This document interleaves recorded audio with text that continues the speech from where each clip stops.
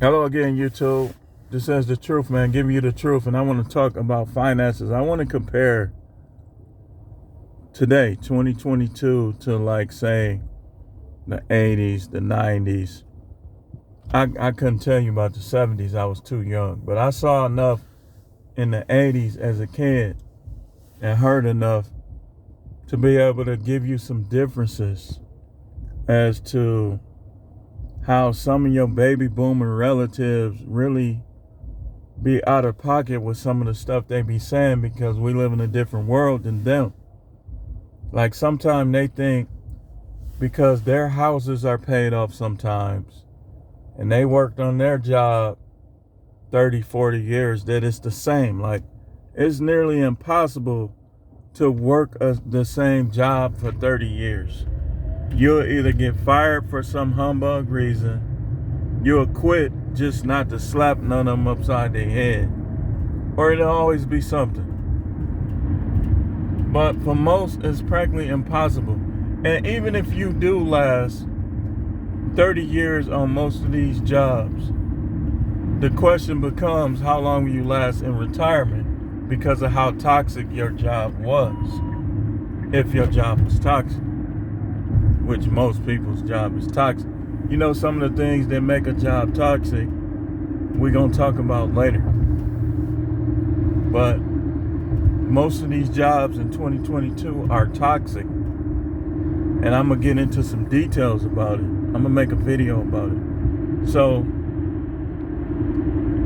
one of the things, the main thing that has changed is the cost of housing. How are you? First of all, me personally, my view is this.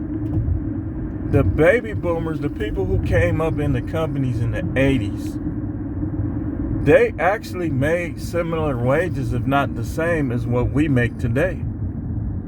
And their housing, like, if I'm not mistaken, my father's mortgage was $265 a month. $265 a month. I've never in my whole adult life had rent that cheap. The cheapest rent that I had was my first apartment, which was $395 a month, one bedroom. And that wasn't cheap for me back then because some of the things I was involved in, I was no longer doing.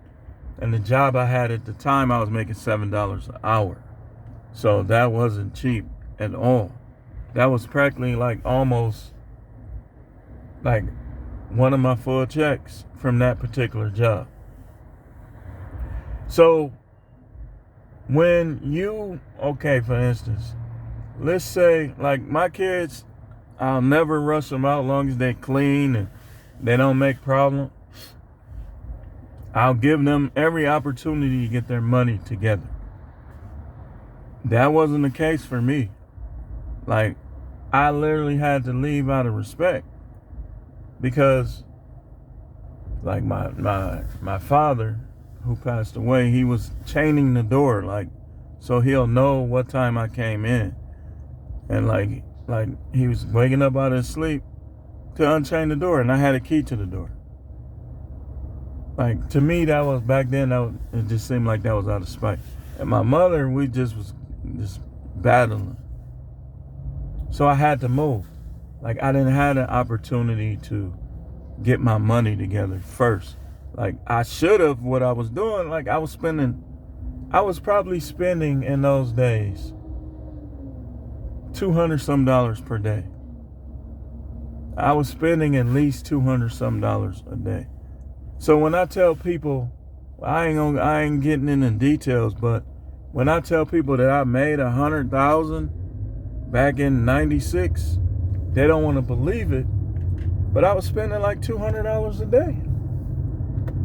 The drink I was making cost like $150, and I was practically making that drink every day. Eating carry out all day, buying clothes, you name it. So I didn't have that opportunity. Nobody left me any money either. Like, nobody's left me anything. Like, these white people and other people, and I'm not saying this in a racist way, some of them, they don't realize that you was dealt a different hand in some case. That's not an excuse. But they was dealt a different hand. Like their parents taught them about money. They left them some money. You see what I'm saying? Their grandparents left them money. Their parents left them money. But they look at us. They would jog up the street in Milwaukee. And they look at us like they better. But would you be better if you had the same situation and circumstance? Nobody ever taught you about money. Nobody ever gave you money. See, I'm the truth, man. I'm going to look at every aspect. It's not an excuse. It's a reason to fight harder. But the truth is the truth. There's a lot of them, like suburban white, here in Brookfield, we call it Brookfield, Elm Grove, all that, they kids grow up with a different set of circumstances. Somebody paying for your college. I had to drop out of college because I couldn't pay. You say, well, you could have won back. See, this is why I enjoy destroying people in debate. Because people always come back with foolishness. Everybody don't learn. Like, it's stuff I'll learn quick that you won't.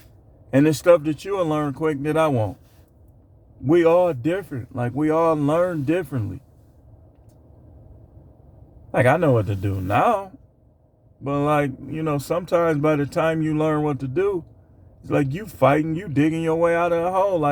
Like a person that done fell down in the hole. So it's different sets of circumstances. And then in the black community, like, it's not as important to look out for your kids and grandkids as it is, say, in other communities. They throw them out at 18. Oh, you go ahead and get out and all that. Okay, you throwing them out at 18. What have you done to help him get ready for you throwing them out at 18? So that's a difference too. They think that their parents throwing them out at 18, they was 80. In 1985, they was 18. That's 1985. Again, they making $17 an hour and their rents are $200. Our rents are $1,200 or more. I pay more than that. So how is somebody who paying a mortgage that was 4 times less than what I'm paying gonna tell me anything? And they was making the same wage. Really, you should be a millionaire. If my rent, my mortgage, whatever, was $300 right now, I would be a millionaire in 5 years. That housing expense, the car expense, having all these crooks in Milwaukee where you're forced to buy cars, pay notes on them. If your credit ain't the best, they're going to give you a car that secretly needs stuff. So you still going to be out of money, your car note, and your expenses to maintain the car. Because of crooks, you say, oh, you can't manage. Okay. How can I not bring up the fact? It's a fact. Ask anybody in Milwaukee. You have a few people that know a good mechanic. I don't know a good mechanic. So I had 2 cars paid cash. One of them broke down. I take it to the shop. They tear it up on purpose. Because they don't like how I don't believe they liked the fact that I had a Park Avenue that ran that good. That's the stuff we deal with in Milwaukee. You can go to jail at any time. You got to keep your cool here. Because I really wanted to get all of them in that shop. But I had to keep my cool. I can't be sitting in no jail. So, but in the 80s, they had people that could take their car to the shop and it's going to get fixed. Because people had more integrity back then. Now these people is all emotionalists. They don't have no integrity. They'll take your money. They call it grifting. They really scheming you out of your money. That's the repair shops. Most of them here. Not all, but most. So that's another difference. Like, and then you add on gas prices, rising housing costs. Like, people want to move to Arizona, you better be able to pay $2,000 and up. But I guarantee you could have moved to Arizona in '85 and you would have been paying probably $200.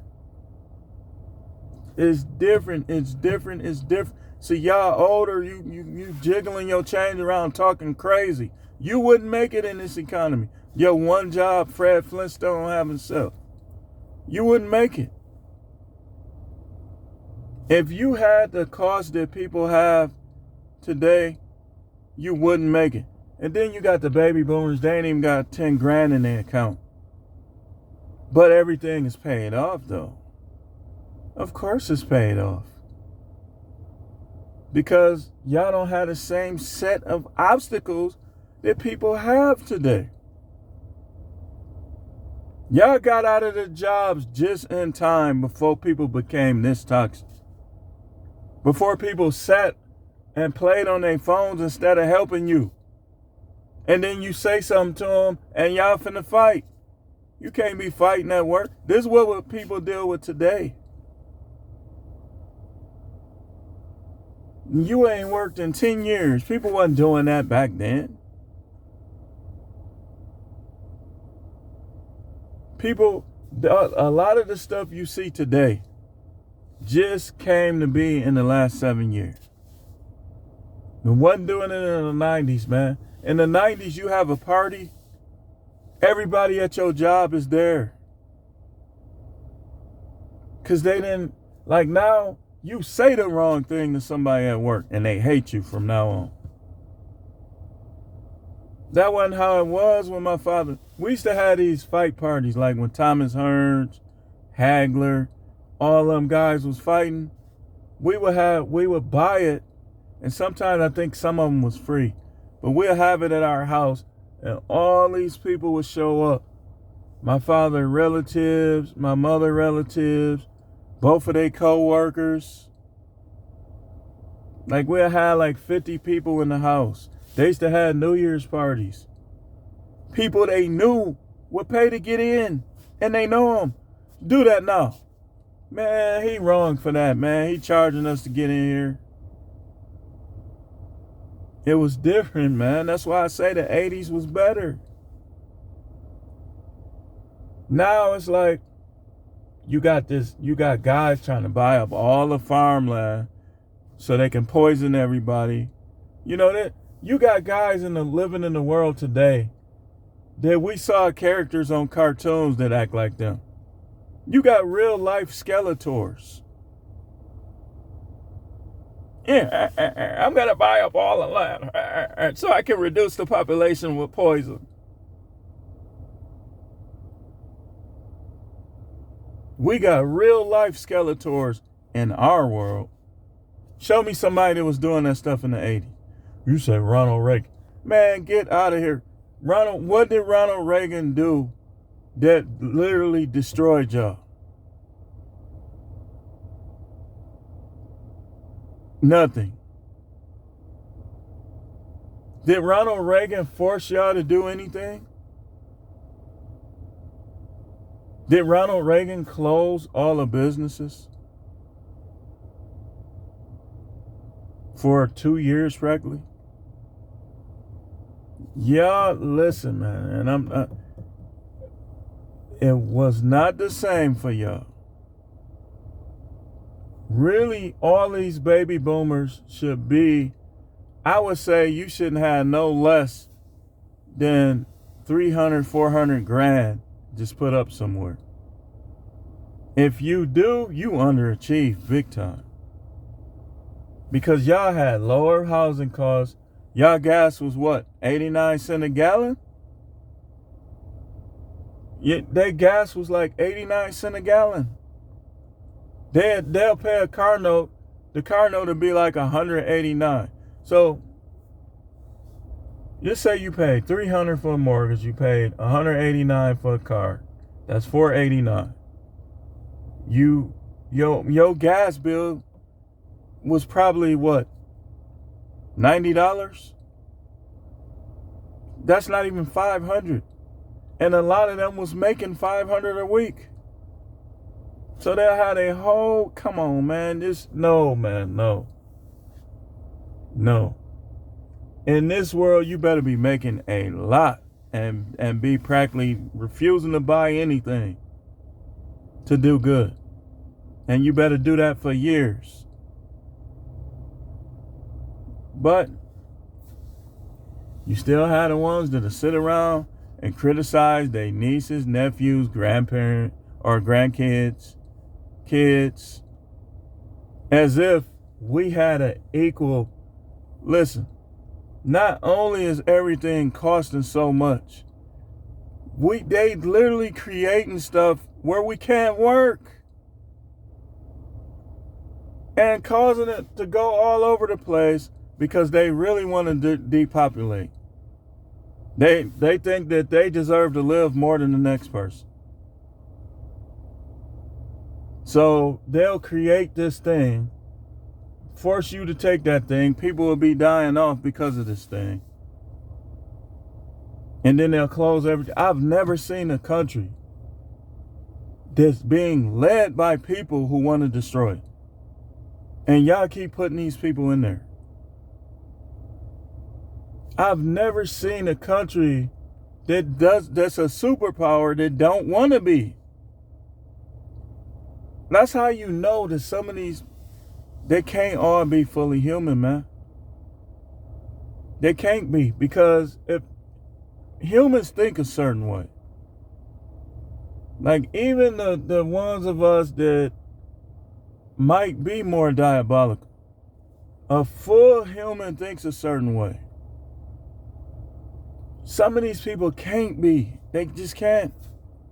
They can't be fully human. Like, you don't want to be a superpower? You don't want your citizens to become wealthy? I'm telling you, man. That's what it is, man. It's like some people, remember V? If you haven't seen V, and some of y'all, I can't watch old stuff. It just look fun. Man, you need to watch V. You need to watch They Live with Roddy Piper. You need to watch V. You need to watch Tron. I'm telling you, these movies been on it since I was a kid.